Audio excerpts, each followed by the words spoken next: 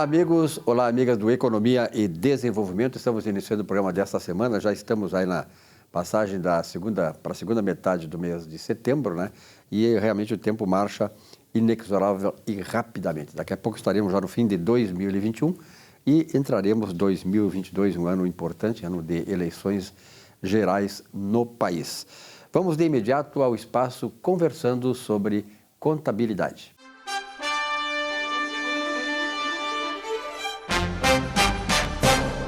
Professor Salés Agostinho, prazer em tê-lo novamente no programa, né? Prazer é nosso. E eu sei que o senhor está recebendo muitas manifestações, muitas questões do Brasil inteiro. Por exemplo, aqui o Edson Mesquita, de Goiás, está perguntando o seguinte, professor Salésio. Fiquei sabendo, diz o Edson Mesquita, através das redes sociais, que há um projeto de lei em tramitação na Comissão de Trabalho da Câmara dos Deputados que propõe a criação do Cadastro Nacional de Auditores Independentes do Conselho Federal de Contabilidade, para os contadores poderem trabalhar com auditoria nas organizações públicas. E aí o Mesquita pergunta o seguinte, é essa informação verdadeira? O senhor tem a nos informar alguma coisa a respeito desse projeto? Muito bem. Edson Mesquita, você sabe que essa informação ela é verdadeira, sim. É uma proposta do Conselho Federal de Contabilidade que tem por objetivo tirar dos contadores o direito dele exercer a auditoria independente. É um projeto de lei, né, que os contadores brasileiros repudiam, que os contadores brasileiros não aceitam. Por que não aceitam? Não aceitam porque a auditoria independente é uma atividade dos contadores, é uma atividade privativa dos contadores e esta atividade está prevista no Decreto-Lei 92/95, artigo 26. Então, nós não podemos, de hipótese alguma, aceitar que uma proposta como essa, que diz que o contador, para trabalhar com auditoria independente, é necessário que ele esteja cadastrado num cadastro criado pelo Conselho Federal de Contabilidade. Não. Quem tem autoridade para dizer se o contador pode ou não trabalhar com auditoria é a lei, e a lei garante esse direito ao contador. O que foi que o Conselho Federal de Contabilidade fez? Entrou em contato com o nosso deputado federal, que é aqui do Rio Grande do Sul, ele foi vereador aqui de Porto Alegre, o Maurício Dietrich, tá? Dietrich, muito bem. É um projeto de lei que estava em tramitação em 2017, esse projeto de lei estava arquivado, foi desarquivado, ele tratava da governança da administração pública, esse projeto dava autorização para que as entidades sociais e mais a administração pública federal pudesse contratar auditoria e que realmente eu acho que deve contratar auditoria, só porque o Conselho Federal de Contabilidade pediu para que o deputado Maurício incluísse que somente desde que essas auditorias sejam, né, estejam cadastradas no Conselho Federal de Contabilidade, tá? Então, eu quero tranquilizar todos os contadores brasileiros, a APROCON, o Sindicato dos Contadores, a APROCON Contábil RS, todos já estão ativados, já todos estão motivados, já entraram em contato com o deputado, com o assessor do deputado.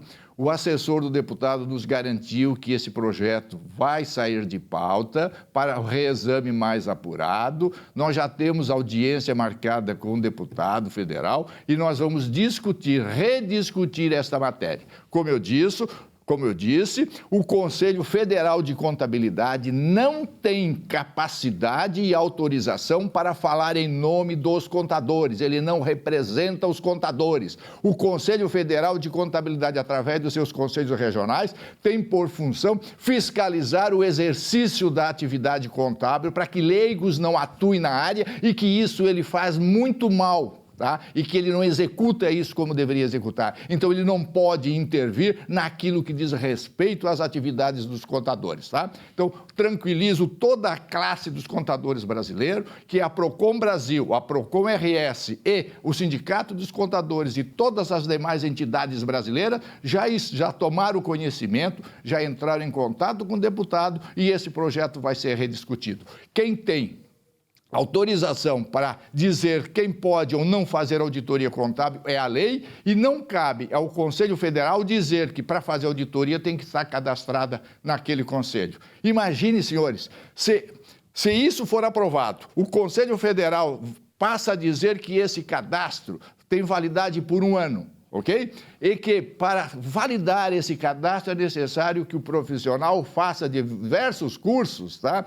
Coordenado e orientado e enfim, autorizado por eles, e aí você, como contador, tem que estar subordinado a ele, tem que ser escravo dele, ok? Porque senão você não vai poder trabalhar como auditoria. Imaginem você, um professor, um profissional com diversos anos trabalhando na atividade e ficar dependente de um órgão que quer obrigar que você se transforme simplesmente numa pessoa dependente dele. Isso nós somos contra e já estamos trabalhando para que a coisa modifique, ok? Fique tranquilo que nós estamos atentos e nós não vamos permitir que essa aberração se realize, ok? Então, Edson, muito obrigado pela tua manifestação e que vamos tomar as devidas providências e que essa informação é verdadeira sim, mas que tudo vai voltar ao normal, tudo vai voltar à estaca zero, como sempre deveria estar. O professor Salésio D'Agostin, que é um ícone da área de contabilidade aqui dos contadores do Rio Grande do Sul e no Brasil também, ele sempre vem aqui e defende exatamente isso que os contadores gostariam que o seu conselho fizesse e não faz. Professor, a política do segmento também ela tem semelhanças com a política nacional. Nós temos os contadores, tem que saber quem vai colocar, não só nos conselhos regionais, como no Conselho Federal de Contabilidade. Nós temos agora, né, eleições aqui no Conselho Regional de Contabilidade. É muito parecido, foi bom tu colocar nisso. Veja só, o Conselho Federal de Contabilidade, ele descumpre a lei. A lei diz que o Conselho Federal de Contabilidade é composto, tá, por um representante efetivo de cada estado devidamente eleito. Isso não é cumprido pelo Conselho Federal de Contabilidade. O Conselho Federal de Contabilidade indica os seus próprios amigos para serem conselheiros federais. Ou seja, não existe eleição. Você, alguma vez na vida, já elegeu um representante para o Conselho Federal de Contabilidade? Não. Mas a lei diz que para ser representante do Conselho Federal de Contabilidade, meu amigo, você deveria eleger. E essa pessoa eleita é o representante do Estado. Não, isso não acontece. Então, vê que o próprio Conselho Federal descumpre a lei para se manter no poder, para se considerar dono da profissão e quer representar a profissão. Nós não podemos aceitar. E agora nós vamos ter as eleições. Agora em novembro, 23 de novembro, nós temos eleições para os conselhos regionais. Por favor, vote certo. Vote naquelas pessoas que realmente querem o bem da profissão e não daqueles que querem continuar no cargo, aqueles que sempre estiveram lá dentro e querem simplesmente se manter. Peça para essas pessoas que querem novamente se manter no cargo o que eles fizeram para proteger a profissão contra o avanço dos leigos na nossa atividade, ok? Tá certo. Nesse espaço, conversando sobre contabilidade, professor Salésio D'Agostin, um abraço, boa semana. Muito obrigado para todos vocês, uma boa semana.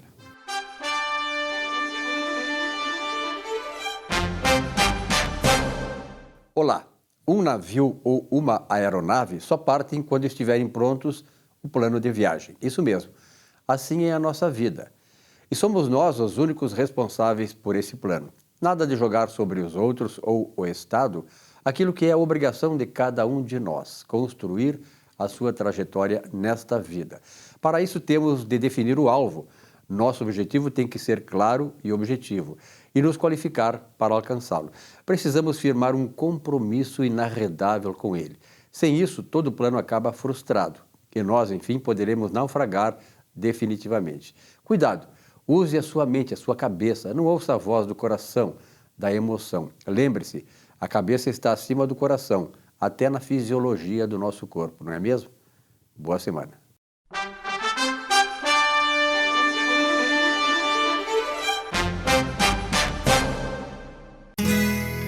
Ser gaúcho é preservar as tradições, é valorizar a educação e acreditar que um futuro melhor nasce nas páginas de um livro.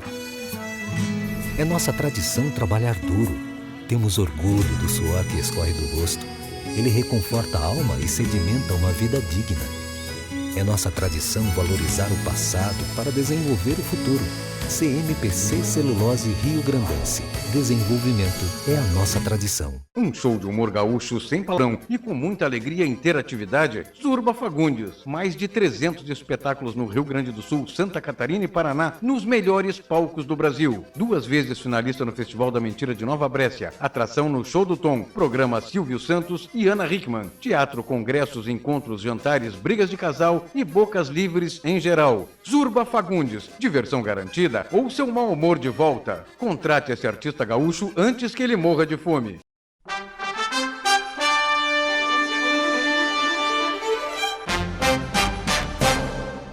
Olá, meus amigos e amigas, telespectadores do programa Economia e Desenvolvimento. No quadro falando sobre seus direitos, hoje gostaria de tratar sobre alguns aspectos importantes sobre a regra de trabalho. Se o empregado se recusar a tomar a vacina do Covid-19, pode ele ser demitido por justa causa? Pois bem, um dos assuntos mais comentados nos últimos tempos na esfera das relações de emprego é a discussão sobre se o empregador pode ou não exigir que o seu trabalhador se vacine contra o Covid-19. Mais que isso, muitos empregados se perguntam: se eu não tomar a vacina, serei despedido por justa causa? A questão, logicamente, é complexa, pois é a primeira vez, após um surto, que passamos pela experiência de tentarmos sobreviver a uma pandemia. Por isso, embora tenhamos um ordenamento jurídico forte em regular as relações trabalhistas, certas ocorrências na rotina do trabalho prestada durante a pandemia geram dúvida entre os participantes da relação laboral. Por serem situações nunca antes experimentadas, lembrando que a nossa Constituição assegura o direito à vida, à saúde como postulados fundamentais da sociedade, as consequências nas relações de trabalho, no caso do empregado que se recusar a tomar a vacina, é questão delicada, que precisa ser analisada de maneira prudente, dentro do contexto em que se desenvolve. De fato, não existe lei que obrigue de forma direta um indivíduo a tomar a vacina contra o Covid-19.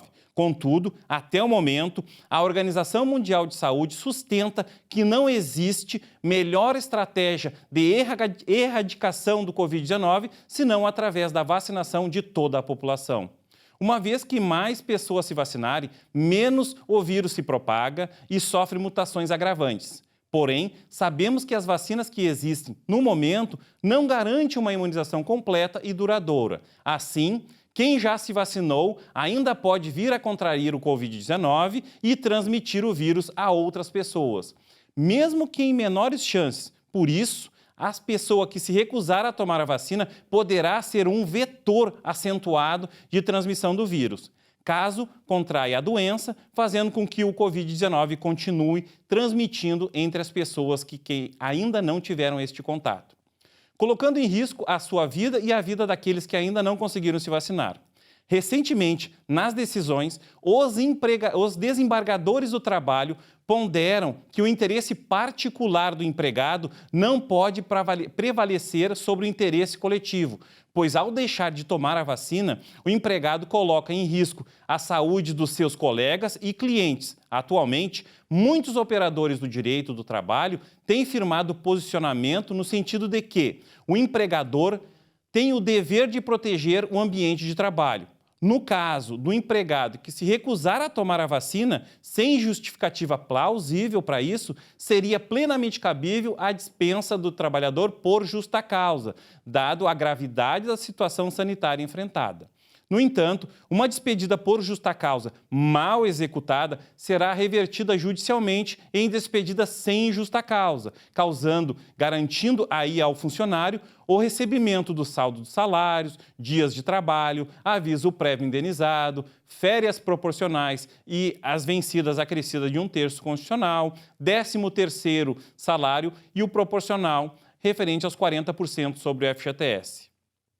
Os valores de liberação do seguro-desemprego também serão recebidos. Assim, receber a informação profissional qualificada pode evitar que o empregador venha a sofrer uma situação, uma ação trabalhista, no qual tenha que arcar com o pagamento de valores muito maiores do que aqueles que pagaria caso tivesse agido corretamente desde o início. Por fim, eu agradeço a audiência, desejo uma boa semana a todos e até o próximo programa.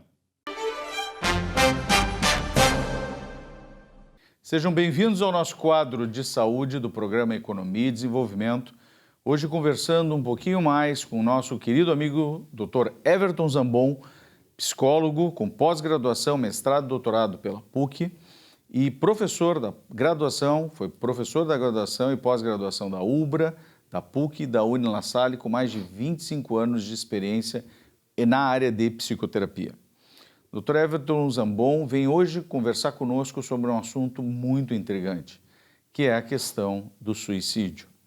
Vivemos ainda uma pandemia que ceifou muitas vidas, não só pela questão da própria doença em si, contagiosa, infecto-contagiosa, mas também por diversas situações em que pessoas acabaram se deprimindo e entraram numa situação de risco muito grande, que foi o risco do suicídio.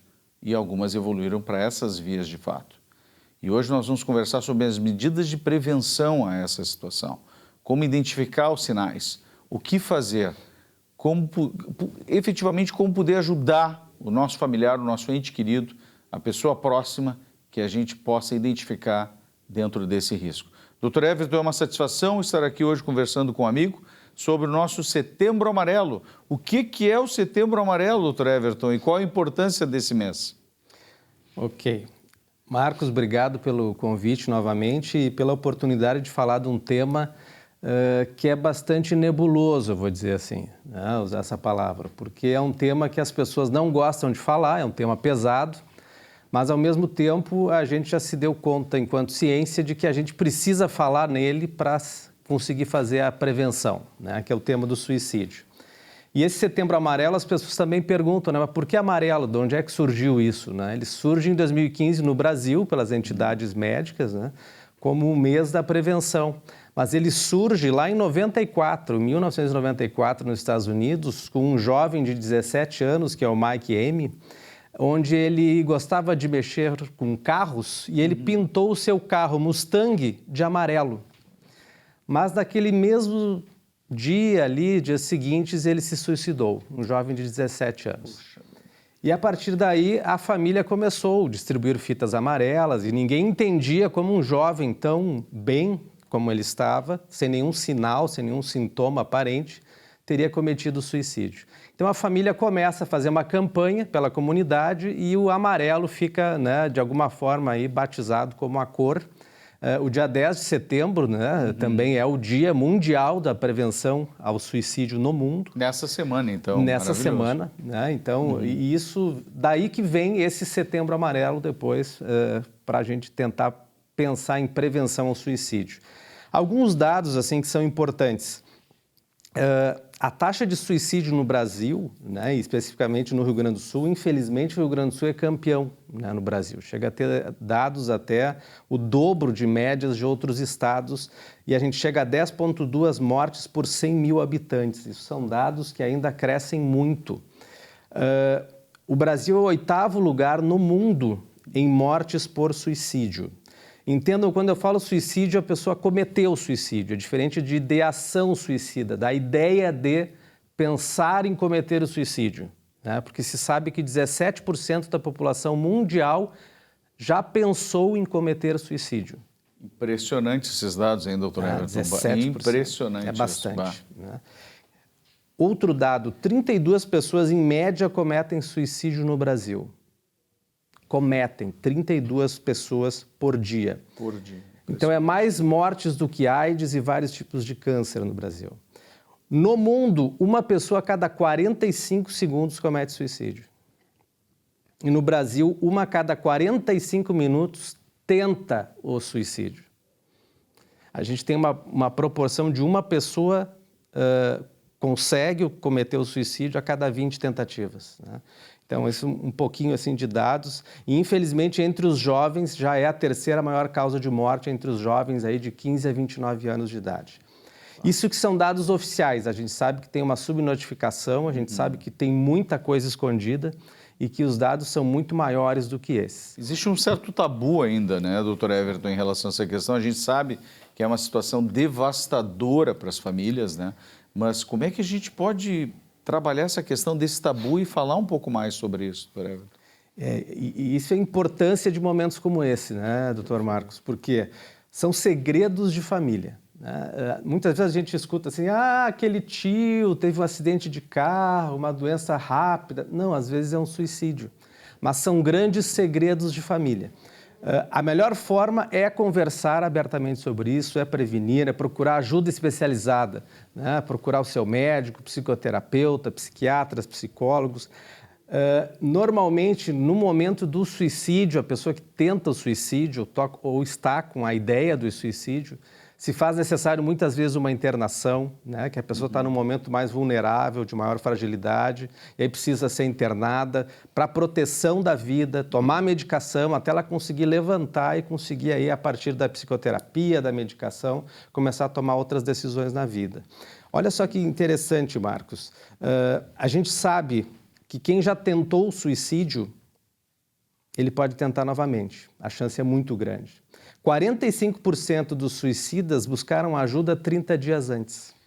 Impressionante, metade praticamente. E tem uma coisa que as pessoas dizem, a pessoa está chamando atenção. Não, a pessoa não está chamando atenção se ela diz que vai cometer suicídio, o que ela está pensando. Ela está pedindo ajuda.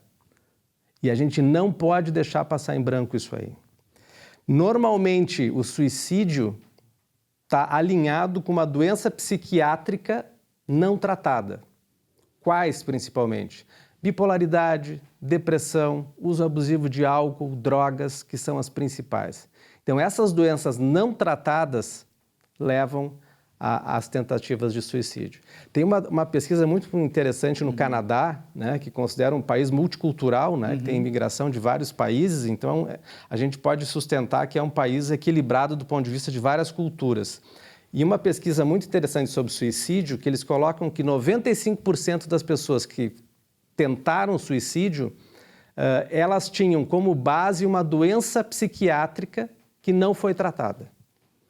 Então, elas não estavam em tratamento, não buscaram ajuda profissional. De alguma forma, a família também não conseguiu identificar isso, doutor Everton? Sim, de certa forma, exatamente. Poderia-se dizer isso também? Exatamente.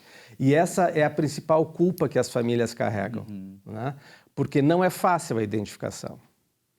Não é fácil. Então, quando a pessoa consegue expressar, a gente tem que acender o sinal de alerta. A gente tem que chegar próximo. Essa pessoa está precisando e está buscando ajuda. Uma outra, eu acho algum aspecto importante. Se a pessoa, ela não vem do nada ela se suicidar. Isso tem um histórico, tem algo que vem aos poucos crescendo. Tem uma doença psiquiátrica anterior, né? Tem uma depressão, tem uma perda muito grande, tem vários fatores de riscos que estão impregnados no meio de tudo isso aí. E a família tem que estar atenta a isso aí. Então, não tratar, a gente está correndo e aumentando o risco de tudo isso ampliar e vir a acontecer. Pensando até, doutor Everton, nesse período, né, que nós tivemos de muito isolamento social, né, onde as pessoas também se distanciaram das suas famílias, né, idosos que ficaram mais reclusos, né, estudantes que ficaram mais reclusos também, jovens, a gente pode pensar como, em termos de ação, frente a essa condição, existe algo que possa ser feito nesse sentido? A gente sabe que todo momento que a gente vem vivendo com a pandemia aumentaram e extrapolaram os fatores de risco para o suicídio, né? Que são o quê? Perda de emprego, estresse em geral, mas eminentemente também o financeiro, isolamento social, que se ampliou em todas as faixas etárias, os sentimentos de culpa em geral, as doenças psiquiátricas, né? Então a gente está vendo uma explosão aí de ansiedade, depressão, e o histórico familiar, né? E aí eu também queria dar um ponto de atenção de que a gente sabe que uma família onde tu sabe que alguém da tua família cometeu suicídio, aumenta em 10 vezes a chance de algum membro da família também vir a tentar esse suicídio. Quase um componente genético para isso, Sim. talvez, doutor Zambon? Sim. O que o senhor acha? Sim, com certeza. Então é algo que não é por nada, né, que se tenta esconder, não é por nada que se tenta abafar. Sim, E esconder essas como uma realidades. chaga familiar, né, doutor Zambon? Uma chaga familiar. Doutor Zambon, nós estamos nos encaminhando para o final desse nosso encontro hoje, conversando sobre o Setembro Amarelo, a questão do suicídio, né, formas de prevenção. E eu queria deixar uma pergunta final, doutor Zambon, que é justamente imaginando que todo esse isolamento, toda essa questão, né, onde as pessoas ficaram mais afastadas umas das outras, e o quanto isso impactou nos índices de suicídio, poderíamos dizer que o retorno ao convívio, a convivência entre as pessoas já pode ser uma forma também importante para essa prevenção? Com certeza, doutor Marcos. Nós somos seres gregários, né? Nós precisamos das pessoas, nós precisamos uns dos outros. Ninguém se faz sozinho, né?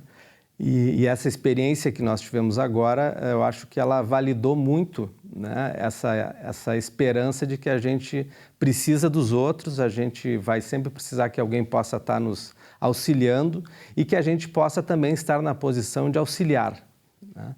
E eu acho que o suicídio, ele precisa ser falado, né? Momentos como esse. O Setembro Amarelo, ele tem essa pauta específica, falar abertamente, chega de esconder, porque é prevenindo, é falando que a gente ajuda as pessoas. E não esquecendo também, eu acho que é crucial que a nossa comunidade entenda o papel do profissional de saúde mental. E nesse sentido, o psicólogo, o psicoterapeuta, o psiquiatra, né, mas pensando especificamente, né, a situação que nós temos hoje de poder oferecer dentro de uma entidade como a Clarté Clínica a estrutura de um serviço de psicologia que pode receber essas pessoas e favorecer o tratamento e a prevenção desse evento, né, doutor Everton? Mensagem final, doutor Everton. Eu acho que as pessoas, isso tem jeito, né? Às vezes as pessoas dizem, mas o que eu vou fazer se eu tenho um familiar? Procura ajuda, né? Tem profissionais especializados, nós temos, hoje já existem muitas pesquisas, existem ferramentas, existem tratamentos, existem medicações. E o importante é sair daquela fase que a gente chama mais irracional, porque é um ato impulsivo. Perfeito. Né? Então, no momento que a gente consegue passar por essa etapa, a razão pode começar a retornar e a gente reconstruir para a pessoa de que ainda existe sentido para viver, que ela tem muito por fazer. E esse é o papel do profissional da saúde. Maravilhoso. Doutor Everton, muito obrigado mais uma vez pela sua presença aqui no nosso programa e eu agradeço mais uma vez a audiência de vocês e o carinho com todos nós. Um grande abraço.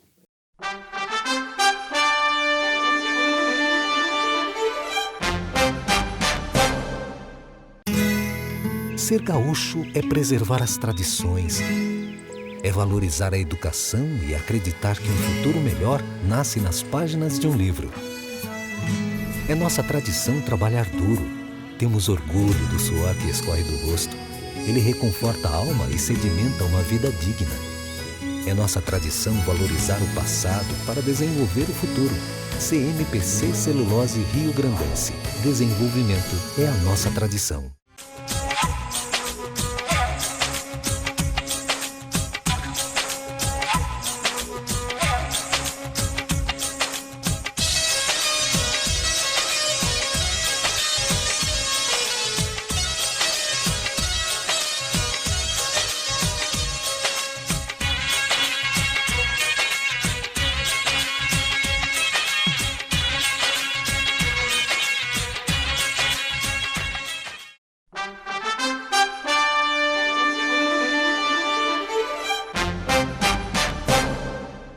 Olá, é um prazer estar com vocês aqui no programa Economia e Desenvolvimento dessa semana. Aliás, uma semana que passou com muitas atribulações no nosso cenário nacional e internacional. Mas falando aqui para nós, né, nós estamos há décadas nessas turbulências dessa guerra de poderes, a política muitas vezes mais atrapalhando do que ajudando o empreendedor. Mas a gente tem que lembrar que as empresas seguem crescendo. Qual é a grande segredo? Qual é o talento? É enxergar o cenário e direcionar os nossos negócios para que a gente possa, então, ter êxito nessa guerra, né? Nesse mercado tão cruel, que não é para amadores, como todo mundo já sabe aqui no nosso país. Então fica a dica, apesar dos pesares, apesar de greves, apesar de todas essas guerras de poderes, apesar de todas as situações que ocorrem na política e também na economia, nossas empresas precisam continuar crescendo. E está aí o talento do empreendedor, que é um resiliente, ou seja, quanto mais bate, quanto mais enverga, mais cresce, mais ele salta para frente. Uma boa semana a todos e até a semana que vem. Muito bem, amigos e amigas do nosso Economia e Desenvolvimento, nós sempre trazemos aqui assuntos importantes, né, que interessam a comunidade de modo geral. Em alguns segmentos específicos, como a área empresarial, porque, na verdade, o objetivo maior do programa é justamente essa área da economia, empreendedorismo e tal, é uma coisa que está muito em moda. E é preciso, né, o Brasil precisa ter um ambiente de trabalho na área econômica para abrir mais empresas, estimular o empreendedorismo. Numa época de desemprego, muitas pessoas até deixam de trabalhar como empregadas e querem se aventurar, no bom sentido, para a área empresarial. Nada mais justo e nada melhor para a economia. Criar novos empregos, novas oportunidades, novos negócios, inovações maravilhosas que estão acontecendo por aí, sobretudo na área da tecnologia da informação. A Andréa Silva, que é gaúcha aqui de Porto Alegre, é auditora da Russell Bedford. Andréa, eu achei que tu era carioca, mas tu é gaúcha, né? Sou gaúcha, Mas tem um sim. sotaquezinho bem carioca, né? Pouco. Passaste muito tempo no Rio? Sim, eu fiquei 5 anos no Rio de Janeiro, né? Sim. Posso ser considerada como uma cariúcha, né? Morei lá Cariúcha. um tempo, É. fiquei um bom tempo lá no Rio de Janeiro, né? Uhum. E essa experiência na área de auditoria, quanto tempo tu já está nessa área? Eu estou nessa área, somando assim, auditoria interna e externa há mais de 10 anos. É. E na área que tu atua, né, André, é assim como um militar, né? O camarada vai para cá, vai para lá, em vários lugares. Tu já frequentou quantos estados, quantas cidades tu já passaste? Eu já passei por São Paulo, Sim. já passei por Curitiba, por Florianópolis, Santa Catarina. Já fui para o interior do Rio Grande do Sul, interior de Santa Catarina, então já passei por vários lugares, né? Curitiba também, interior de Curitiba. Qual é dessas cidades que tu tivesse que tu gostaria de ficar para trabalhar sempre? O coração difícil, chega, né? o coração chega a bater forte, né? Eu gosto muito do Rio de Janeiro, né? Rio de Janeiro, né? Rio de Janeiro eu gosto muito. Gosto muito também de Florianópolis, é uma cidade que eu também gosto. Acho que é uma cidade que tem qualidade de vida também para você morar, né? Claro, eu acho que o Rio é uma coisa, o Rio tem o charme todo, tem a história toda, tem aquele panorama maravilhoso. O Rio é um charme maravilhoso, todo ele, o Rio de Janeiro. Mas Florianópolis, que é mais pertinho aqui, também tem o seu charme, tem o seu valor, né? Eu adoro Florianópolis também. Eu gosto muito também de Florianópolis. Bom, e essa tua área é uma área muito demandada, né? A Russell Bedford trabalha muito nessa área da auditoria, porque a auditoria, eu como economista, eu digo assim, a auditoria é como a contabilidade, é uma espécie de contabilidade, uma especialização, uma coisa maior, mas, na verdade, ela é responsável pela saúde financeira das nossas empresas, né? Se nós não tivéssemos uma boa auditoria que age, né, que atua em favor das empresas, nós teríamos certamente uma economia menos do que ela é. Então, é importante esse trabalho de auditoria. Na tua concepção, assim, tu vai frequentando muitas as cidades, como tu mesmo por palácio aí. E agora me parece que você está agora viajando, saindo daqui para Goiás, é isso? Isso, estou indo para Goiás, para expansão lá em Goiás, né, dos nossos serviços. Vai ser em Goiânia? Também. Vou ficar em Goiânia, ficar em Goiânia, na capital, né, para lá a gente expandir nossos negócios também. Já temos clientes em Goiânia, né? Só que eu vou para lá para expandir mais, né, para levar os nossos serviços também. Com certeza, serviço maravilhoso. E outra coisa é o seguinte, lá, eu não sei se vai ser o teu caso, nós não conversamos sobre isso, mas lá o agronegócio prepondera, é nessa área? Prepondera, sim. Agronegócio, construtoras também, né, em Goiânia. Área de saúde também, tem laboratórios farmacêuticos, né? Então, a gente vai expandir para essas áreas. Está preparada para o calor lá, né? Também, né? Sim, é um clima tropical, área, né? É muito quente lá. Eu já acostumei um pouco com o Rio de Janeiro, que ele é quente também, né? Então, acho que eu vou me acostumar bem lá em Goiânia. Não conheço ainda. Tu deve ter estreado aqui agora, que é a tua terra natal, esse frio, né? Gente, eu cheguei no frio aqui, foi muito intenso o frio aqui no sul. Assim, eu fazia 5 anos, eu vinha de vez em quando a Porto Alegre, então não peguei o frio, assim. Eu peguei o frio, acho que fazia uns 10 anos atrás, porque como eu viajava muito, Claro, né? claro. Eu ficava 15 dias e voltava, em São Paulo também eu ficava um período maior, em São José dos Campos também, mas esse frio desse ano me surpreendeu no Rio Grande do Sul, e daí até brincava comigo, a Andréa voltou e trouxe o frio, né? Porque quando eu fui para o Rio de Janeiro, eu levei o frio para os cariocas também um pouquinho, Tá né? certo. E qual é a tua expectativa, assim, nesse mercado de Goiás? Qual é? Porque, na verdade, assim, nós vivemos profissionais, né? E tem uma profissional de primeira linha também, né? A gente vive de desafios, né? É um novo desafio na tua vida, É um né? novo desafio para mim. Eu acho assim, nós profissionais, a gente tem que sair da zona de conforto, né? E para mim vai ser um grande desafio estar com a Russell em Goiás, né? Especificamente em Goiânia. Então, para mim, vai ser um grande desafio como profissional, como pessoal também, né? Porque você sai do âmbito da sua família, né? Para viajar. Mas eu sempre gostei disso, né? De sair da zona de conforto e ter novos desafios pela frente para encarar, né? E o que mais pode nos falar sobre o mercado de Goiás, assim? Goiás, ele tem aproximadamente 7 milhões de habitantes, né? Para a estimativa de 2021. Então, assim, é um mercado que está crescendo, principalmente agronegócio. No primeiro trimestre teve uma elevação ali nessa área também.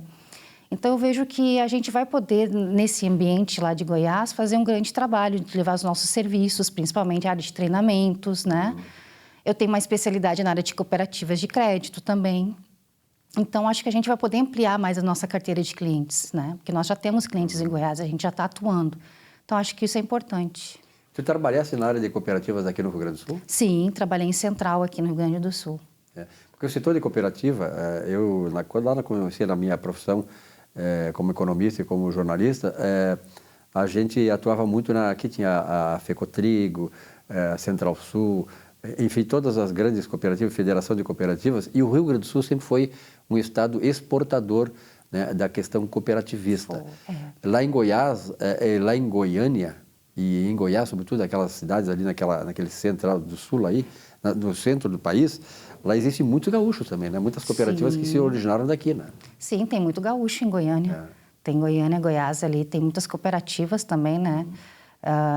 Tem algumas lá do tipo Cicobi, né? Tem cooperativas de crédito lá nessa região.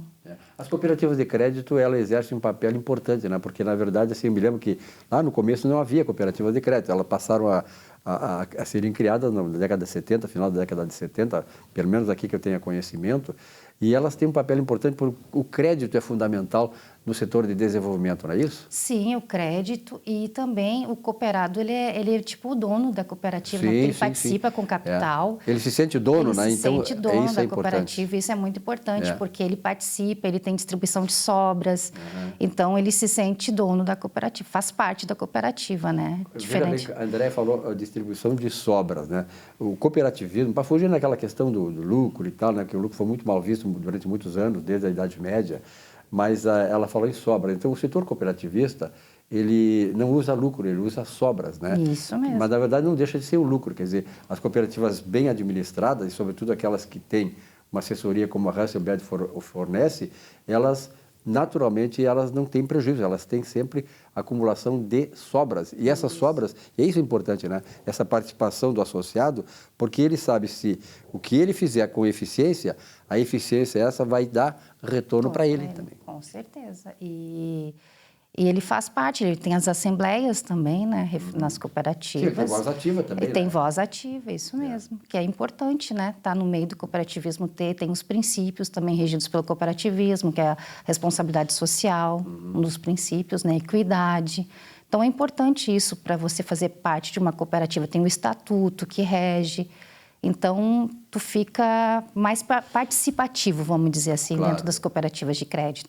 É isso que a empresa também, ela traz treinamentos para essa área de cooperativismo, né? Como para outros segmentos, que é fundamental. E isso é importante que tu colocasse, André, que essa interação do associado à cooperativa, porque, na verdade, lá desde a origem do sistema cooperativista, havia sempre um comprometimento do associado com a sua organização. E as empresas que têm os seus funcionários, que têm os seus colaboradores, a sua diretoria comprometida com o alvo, com o objetivo, realmente não tem como dar errado. Não. Bem administrado, tendo o objetivo definido, sua missão, seus valores, não tem o que dar errado. Isso é importante. O que mais tu gostaria de passar aqui para os nossos telespectadores a respeito desse mercado de Goiás, desses teus desafios daqui para frente? Os desafios que eu tenho, né, e a empresa tem, é a gente desenvolver lá o mercado de Goiânia e Goiás, levar os nossos produtos, nossos serviços, né, principalmente treinamento, que eu sou membro do Comitê de Educação da Russell também. Sim. Então, a gente tem esse produto que é a venda de treinamentos, né, que é importante para as empresas hoje que estão voltadas. A gente tem treinamentos online, né, aí EAD, que é a distância. Então, a gente está também com essa vontade para entrar no mercado dessa parte de treinamentos em empresas. Né? Tu está bem animada? Estou muito animada para ir, Isso é bom, né? De cada eu desafio, tenho essa, né? é um desafio novo, né? Eu sou uma pessoa que eu tenho brilho nos olhos para sair para os desafios novos, né? Eu acho que isso é importante para o ser humano ter essa vontade de... E o gaúcho, ele tem isso também, avançar, né? né? Ele quer sempre, avançar, ele quer expandir, ele quer desbravar novos horizontes, né? E isso é importante para nós. E eu já venho do ramo de auditoria, que viaja muito, então isso para mim é um desafio muito legal. Atenção, Goiânia, a Andréia está chegando aí. Mais uma gaúcha para fazer, né? Para ajudar, para se somar os gaúchos que já estão lá. E que, na verdade, é o seguinte, eu fiz muita cobertura pelo Globo do Rio de Janeiro, quando eu trabalhei lá, muita cobertura exatamente nesse centro lá do país, para ver o desbravamento daquela região, que era uma região meio que, lá no começo da década de 70, que eu trabalhei em 73, 74 no Globo, então que era uma região ainda carente de recursos, carente de focos de desenvolvimento. E começou tudo por lá. E realmente, olha, hoje a gente se orgulha muito que nós, gaúchos, tivemos essa participação e ainda temos, e vamos ter muito mais ainda agora com a Andréia lá também nos representando. Andréia, que bom te ver. Obrigada. Desejo muito sucesso para ti. Tenho certeza, né, que com o respaldo da Russell Bedford não tem como dar errado. Com certeza, a nossa empresa sempre está com nós aí, com os profissionais sendo atuantes, né? Perfeito. Sucesso lá no dia que eu vier a Porto Alegre, vem aqui no programa também, tá bom? Com certeza, a gente vem tomar um chimarrão. Tomar um chimarrão. Leva o chimarrão para lá também. Lá deve ter gaúcho para tomar chimarrão. Tem, eu fui para o Rio de Janeiro, levei meu chimarrão também. Onde eu vou, cada região leva o meu chimarrão. Que beleza. André, muito sucesso para ti. Obrigada. Tá bom, muito bem. Muito obrigado a Andréia Silva, aqui da Russell Bedford. Vamos fazer um rápido intervalo. Já voltamos aqui com o nosso Economia e Desenvolvimento. Até já.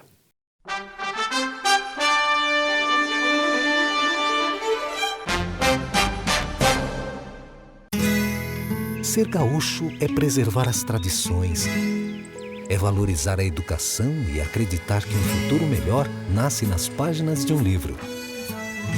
É nossa tradição trabalhar duro.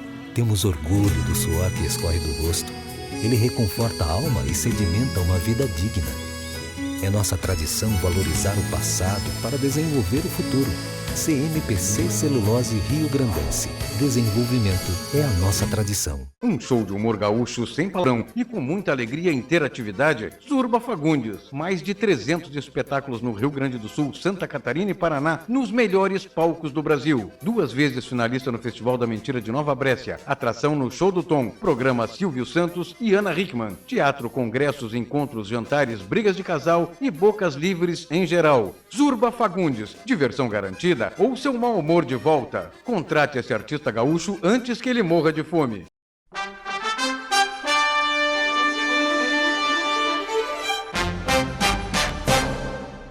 Muito bem, nesse espaço do nosso Economia e Desenvolvimento, estamos com muita honra, com muito prazer, recebendo aqui o retorno da doutora Isabela Benche Cardoso. Doutora Isabela, estava todo mundo com saudade da senhora. Que bom, né, a senhora retornando aqui. Olha, Silvio, é um prazer participar do teu programa, eu adoro. É um espaço aberto para a gente falar de oftalmologia, de saúde, e é sempre bom estar aqui. Te agradeço o convite. Até agora estamos passando essa pandemia, que graças a Deus, né, as coisas começam a voltar mais ou menos para a normalidade. Mas há muitas dúvidas, né, doutora? Nós já tratamos a respeito disso aí, do que seja catarata, que é um problema sério que afeta a visão das pessoas. É verdade, sabe-se que até hoje as pessoas confundem bastante. A catarata é o cristalino, que é uma lente que fica dentro do olho, que todos nós temos. Ele se chama cristalino justamente porque ele é transparente. O cristalino fica atrás do nosso colorido, que é a íris. Ela é uma lente que tem esse formato aqui, e que a gente nasce com ela transparente, passa a vida toda com ela transparente, e à medida que a gente envelhece, ela vai ficando esbranquiçada. Quando fica esbranquiçada, a gente chama catarata. Como é que ela fica esbranquiçada? com o passar do tempo. As pessoas que têm cabelo branco também têm o cristalino esbranquiçado. À medida que os anos vão passando, depois dos 50 e poucos anos, o cristalino começa a esbranquiçar. Aí ele troca de nome e se chama catarata. Quer dizer que eu não tenho apenas cabelo branco, eu tenho como é o cristalino branco também. O cristalino também. Para combinar, né? Tem que combinar. Combinar, exatamente. Doutora, então, na verdade, então, a catarata não é exterior, ela é interior ao olho. Isso. Muitas pessoas confundem, sabe, Silvio? Tem uma pelezinha que nasce aqui por fora do olho, que inclusive cobre a córnea, que é esse transparente, e eles chamam isso de catarata. Mas não é verdade. O normal, o correto, é chamar de pterígio, que é uma membraninha que forma por fora do olho, que às vezes tem uns vasinhos sanguíneos que pode crescer e chegar até a cobrir essa bolinha preta que é a pupila. Tanto que muitas pessoas falam, cirurgia de catarata por uma raspagem, que faz aquela confusão. Na verdade, o que não chega a ser uma raspagem, é uma cirurgia, uma exérese, né, que a gente chama, mas é essa remoção dessa membraninha, que é o pterígio, que é o externo, e a catarata é interna. Perfeito. Doutora, me diga uma coisa, a senhora falou que a gente vai envelhecendo, vai tendo esses problemas. Existe digamos assim, alguma coisa preventiva que deve se ter desde lá jovem, cuidado com os olhos? Existe. Para catarata, não existe assim um remédio, um colírio. Até foi bom tu tocares nesse assunto, porque infelizmente a gente sabe que em tudo que é meio existe charlatanice.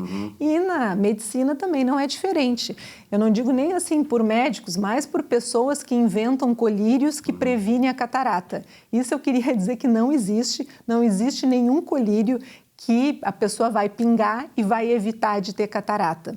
Também não existe nenhum exercício visual que a pessoa vai fazer, que nem a gente sabe que tem profissionais muito charlatões na internet que ensinam exercícios visuais das coisas mais estapafúrdias que tu possas imaginar, que aí não vai ter catarata ou a doença ocular XY. Isso aí não existe.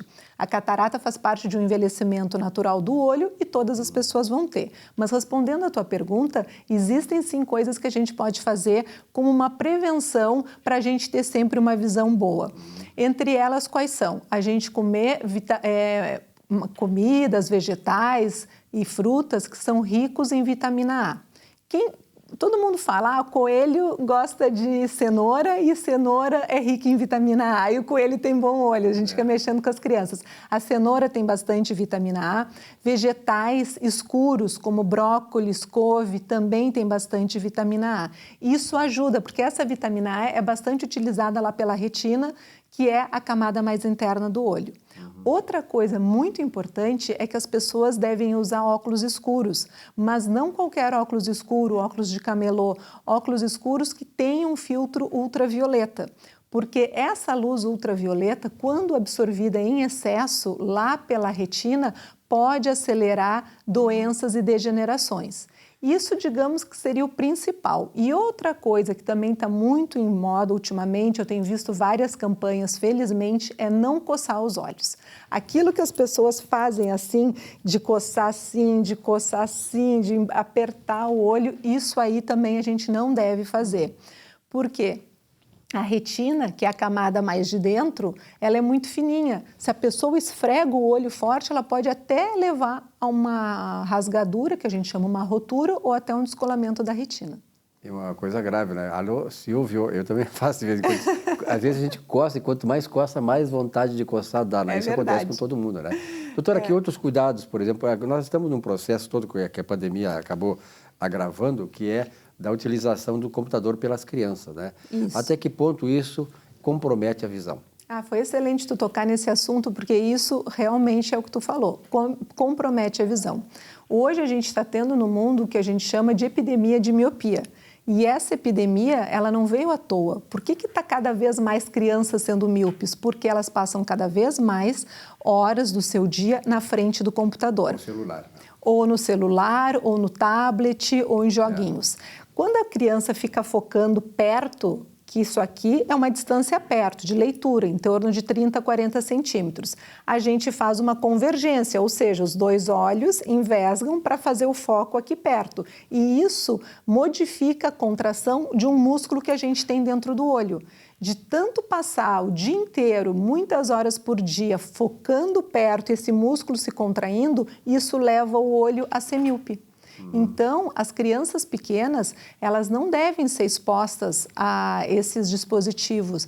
De acordo com a Sociedade Americana de Pediatria, de Oftalmopediatria, de 0 a 2 anos, as crianças nem deveriam brincar nem com o celular, nem com o tablet, nem com o computador. Isso aí para evitar esse foco excessivo para perto que modifica essa contratura do músculo dentro do olho e leva o olho a ser míope. Uma outra coisa importante que já está comprovado que as crianças têm que tomar sol. Elas têm que brincar fora de casa. Vitamina D e tomar sol diminui a chance do olho ser míope. É incrível a relação, a gente acha que não tem nada a ver, mas assim, ó, tem duas relações. Primeiro, o sol, essa claridade, a luz do sol diminui essa progressão e essa formação de miopia na criança. E a criança brincando na rua, os olhos dela vão ficar retos, eles vão ficar paralelos, eles vão perder esse foco para perto. Então é muito importante todos os dias as crianças tomarem sol e saírem da frente do computador. Doutora, a senhora falou aí na questão de ficar no computador, no tablet, no celular e tal, uma distância de 20, 30 centímetros, que é da visão de curto espaço, né? Distância. De curta distância. Ele pergunta assim, isso também se aplica a quem lê? Eu leio muito, assim, eu tenho na minha biografia lá, mais de 2.200 livros lidos, né? Porque eu sempre li, desde os 12, 13 anos, e eu chegava a ler 4, 5 livros por mês, né? Em determinado período. Então, mas eu nunca tive gravado. É um problema isso também para quem lê demais, tem um número de horas para se ler, para não ter o agravamento desse problema?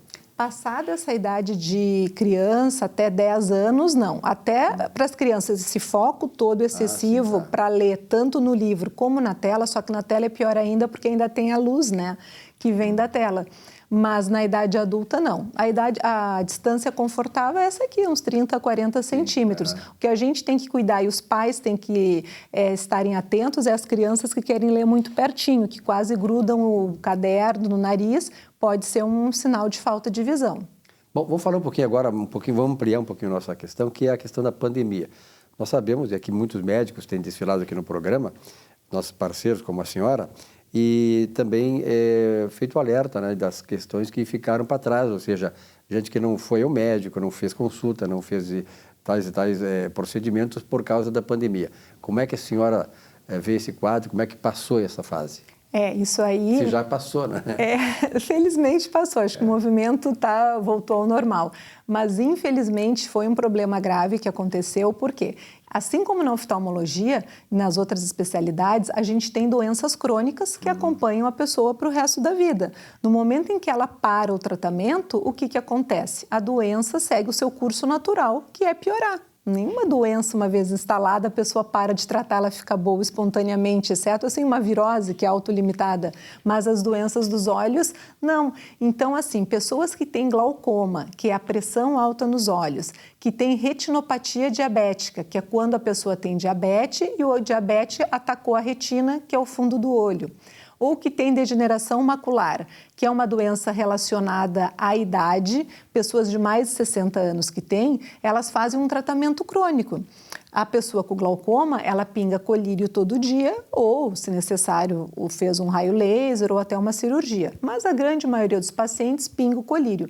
E a gente tem que seguir acompanhando periodicamente com alguns exames. Exame de campo visual, exame de papilografia, de tomografia do nervo óptico, para ver se a doença está controlada ou não. Muitos pacientes pararam de consultar com medo, com receio de pegar Covid e perderam o controle da doença. O que aconteceu? Às vezes aquele colírio já não estava mais tão eficiente, eficaz, aí o paciente precisaria tratar, ele não acompanhou, não sabia e chega com a doença descontrolada.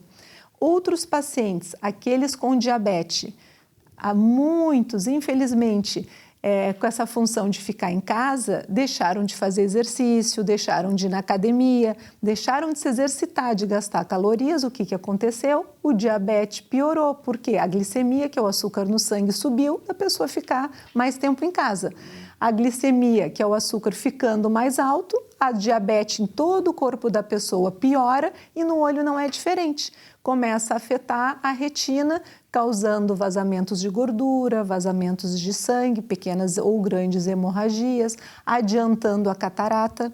A diabetes é uma doença que, quando as pessoas têm, elas têm catarata mais cedo, então é uma coisa que a pessoa tem que cuidar. E quando ela afeta o fundo do olho, Silvio, é muito importante nos primeiros sinais de diabetes lá no fundo do olho, a pessoa já ir tratar, já ir fazer um raio laser, já ir fazer aplicação de medicamento no olho. Por quê? Para não deixar a doença ficar descontrolada e chegar nos estágios finais em que, por exemplo, a retina descola e leva à cegueira. Perfeito. Assim, para resumir e finalizar nossa entrevista, como é que a senhora, doutora, passou a pandemia? Quais são os cuidados que a senhora teve? Parou de trabalhar? Eu parei de trabalhar no ano de 2020 só durante o mês de abril, que foi quando fechou tudo.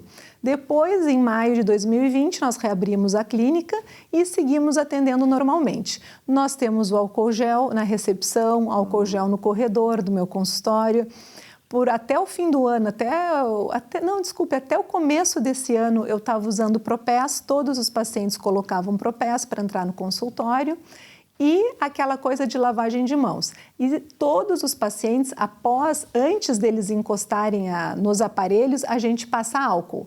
Então, o paciente vê... Uma profilaxia total, né? O paciente vê a gente passando álcool, porque tem colegas até que preferem passar na sala antes do paciente entrar. Eu não, eu passo álcool nos aparelhos que ficam dentro da minha sala e a secretária passa álcool nos aparelhos que ficam ali num outro espaço da clínica. Então, o paciente vê a gente esterilizar, o que os deixa bem mais tranquilos. Doutora, que aula de oftalmologia, eu acho que é uma aula para todos nós, né, que essa questão da profilaxia da saúde, sobretudo na questão do olho. Parabéns, um grande abraço. Muito obrigado pela sua vinda aqui. Vem mais seguido, né, doutora Isabel? Obrigada, vai ser um prazer, Silvio. Então tá. Muito obrigado a você, telespectador, também. Tenham todos uma bela semana de trabalho. Nossa Economia e Desenvolvimento fica por aqui. Uma bela semana e até a semana que vem. Até lá.